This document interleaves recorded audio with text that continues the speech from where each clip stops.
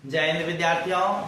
इससे पहले आज जो हम क्लास ले रहे हैं, इससे पहले स्वर के प्रकार और स्वरों के बारे में पूरा चर्चा हम लोग किए हुए हैं लेक्चर 1 में। आज हम लोगों का है टॉपिक व्यंजन, इनके परिचय देखेंगे और इनका वर्गीकरण के बारे में आज की क्लास में चर्चा होगी। यह क्लास आपको 12th 10th के लिए तो जरूरी है। इसके साथ साथ अगर आप कंपटीशन का तैयारी करना चाह रहे हैं, कंपटीशन की तैयारी कर रहे हैं, तो यह चीज आपके लिए बहुत ज्यादा जरूरी है। कंपटीशनों में इससे कुछ क्वेश्चंस ऑब्जेक्टिव्स बनते हैं। तो हम लोग शुरू कर रहे हैं आज व्यंजन के बारे में।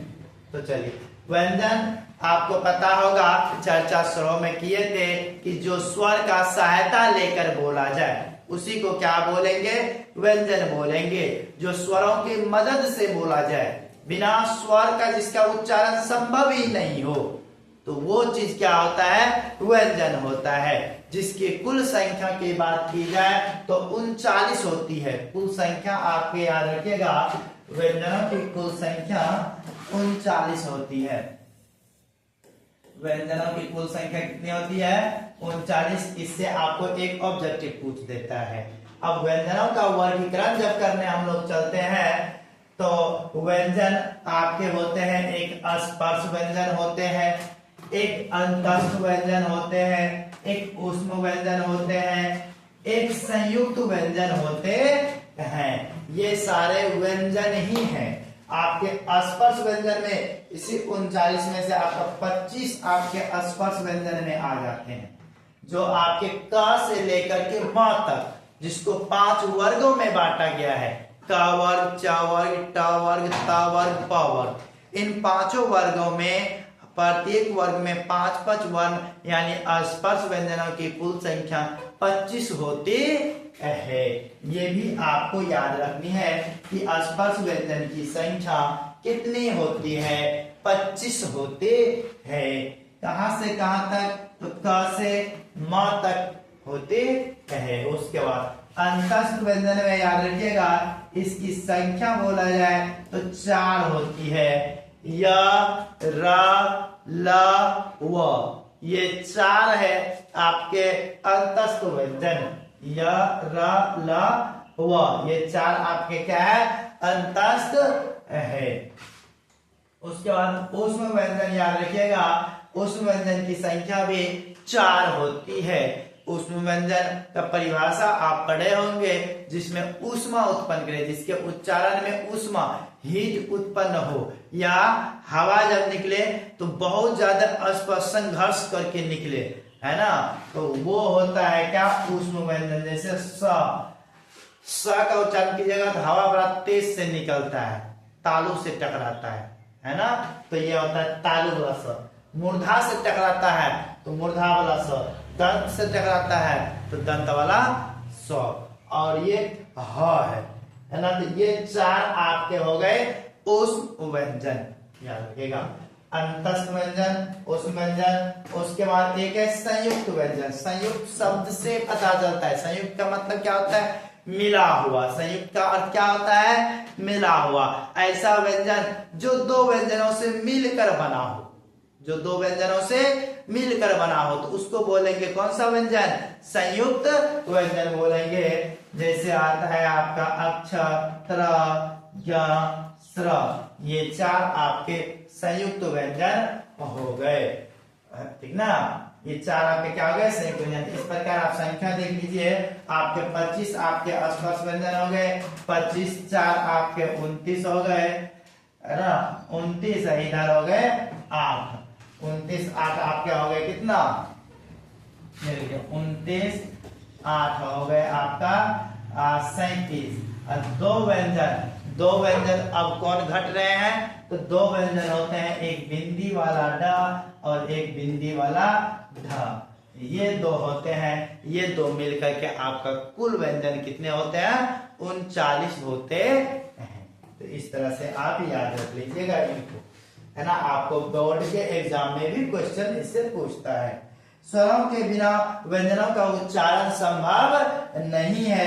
बिना स्वर वाले व्यंजन में हलंत लगा हुआ आपको मिलेंगे। जैसे ये आपका का देख लीजिए, का आपका अभी जिस रूप में दिखाई पड़ रहा है यह आपका शुद्ध व्यंजन का रूप है।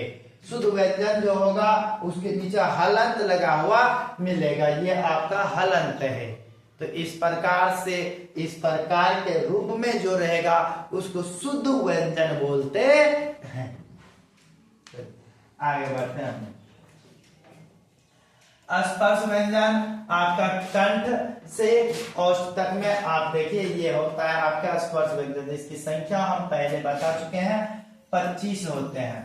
स्पर्श व्यंजन की संख्या कितना होता है 25। ये 2500 है वर्ड। आपको लिखने भली भांति आते होंगे, बचपन में आप बहुत ज्यादा इस पे प्रैक्टिस किए होंगे।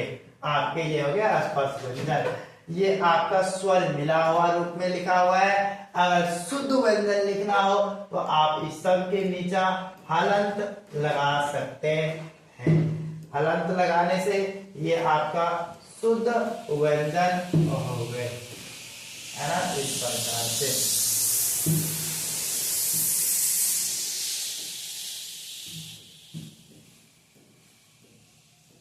ये हो गया आपका कुल 25 व्यंजन। इन सबों का उच्चारण स्थान आप ध्यान में रख सकते हैं। जैसे क वर्ण जो होता है इसका उच्चारण स्थान आपका कंठ से होता है, कंठ बोला जाता है। इन वर्गों को क्या बोला जाता है कंठ वर्ग। जो क ख ग घ र हो गए, ये कंठ से उच्चारण होने वाले हैं। उसके ये च छ जो है ये पूरा पांचों ये तालु से उच्चारण होते हैं, इसको तालव्य वर्ण बोलते हैं। तालव्य वर्ण क्या हो गए च वर्ण। उसके बाद ट वर्ण आपका मूर्धा से उच्चारण होते हैं, इसलिए इसको मूर्धन्य बोला गया है। मूर्धा से होते हैं ट ठ ड ढ न आपका। इसी प्रकार आपका दंत से हो गए ये उच्चारण, जिसमें दांत की मदद से बोला जाता है त थ द ध न। उच्चारण करिएगा आपका जी दांत से आके टकराएगा। इस प्रकार ये हो गए औष्ठ से आपका प फ ब भ म, ये पांचों आपका औष्ठ से होते हैं। बिना औष्ठ की सहायता से आप प वर्ग का उच्चारण नहीं कर पाइएगा। अपने से बोल के देखिए प, आपका दोनों औष्ठ एक दूसरे को स्पर्श करेगा। बिना औष्ठ को स्पर्श किए हुए आप प वर्ग का उच्चारण नहीं कर पाएंगे। आप करके देख लीजिए।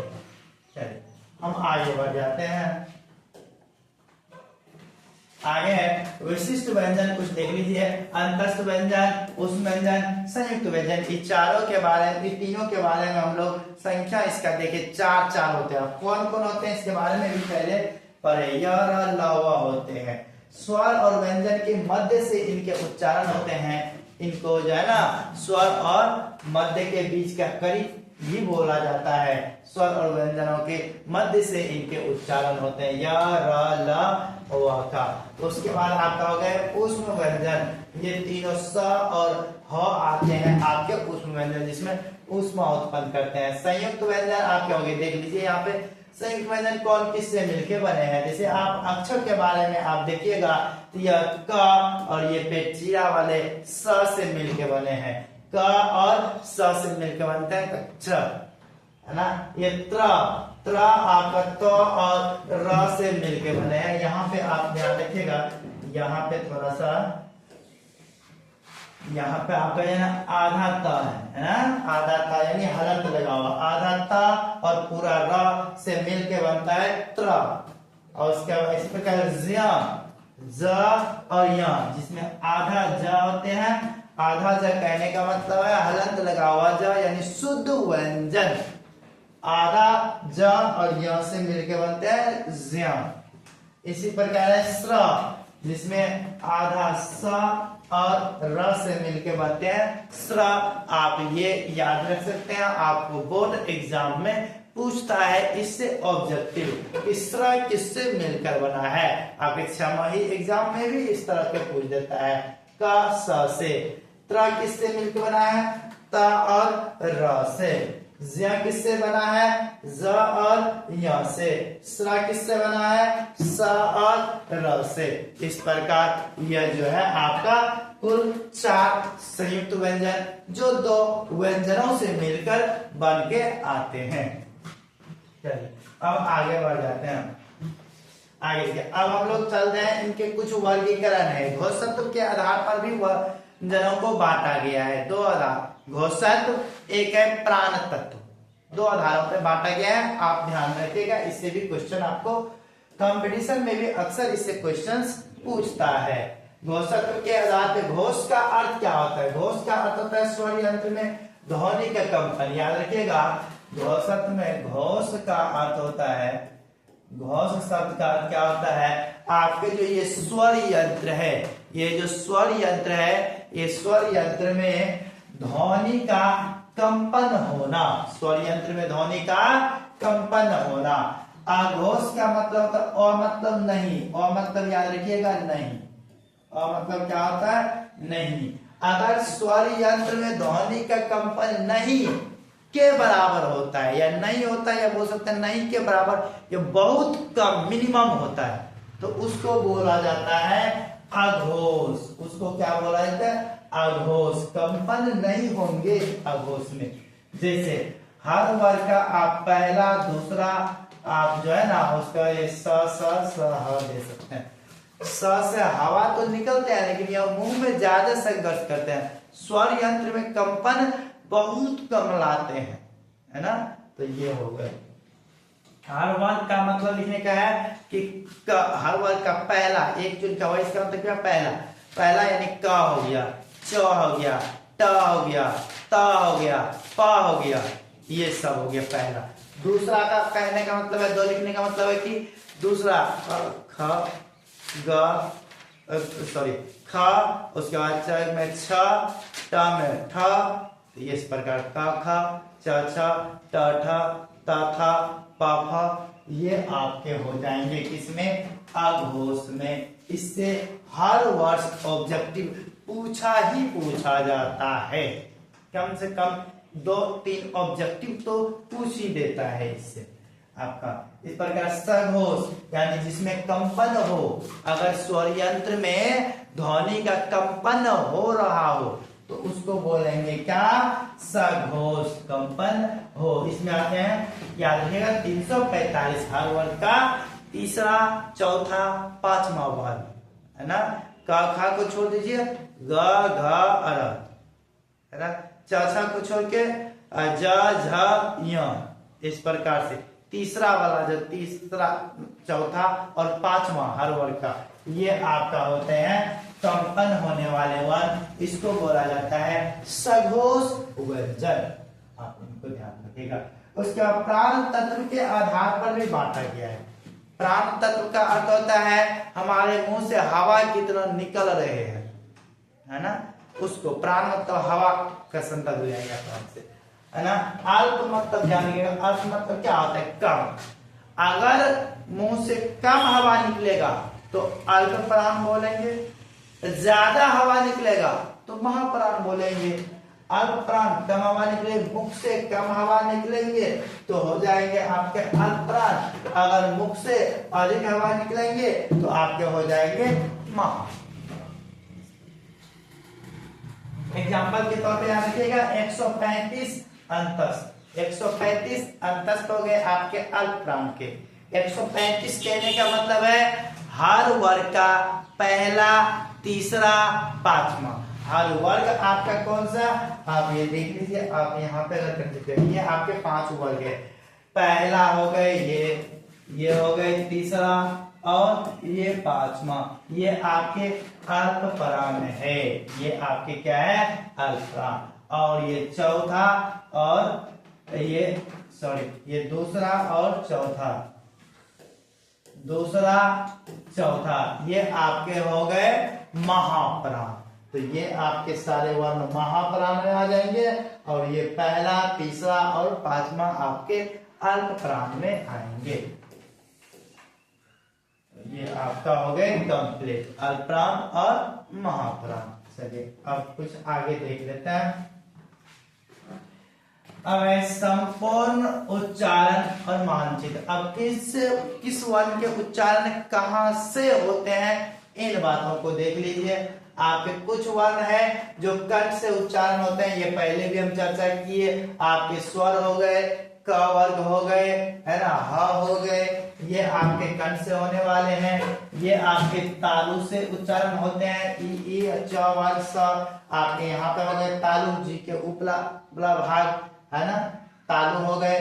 मूर्धा हो गए, नीचा वाले भाग, है ना। आप ये स्थान देख सकते हैं, ये आपका यहाँ पे दांत है, ये ऊपर वाले भाग हो गए, ये आपके तालु कहलाते हैं। और ये स्थान आपके क्या है, मूर्धा है। ड वर्ग का आपका उच्चारण मूर्धा से होता है। और दंत हो गए, यहाँ पे देखिए ये सब दंत है, तो जो दंत की सहायता से बोला जाए, ये हो गया आपका दंत। और ये आपका ओष्ठ हो गए, ऊपर नीचे, है ना, ये ओष्ठ हो गए। तो ये ओष्ठ की सहायता से आपका उ हो गए, और उसके बाद प वर्ग हो गए, ये आपका है। इनसे ऑब्जेक्टिव आता है, आप इनको याद रखिएगा।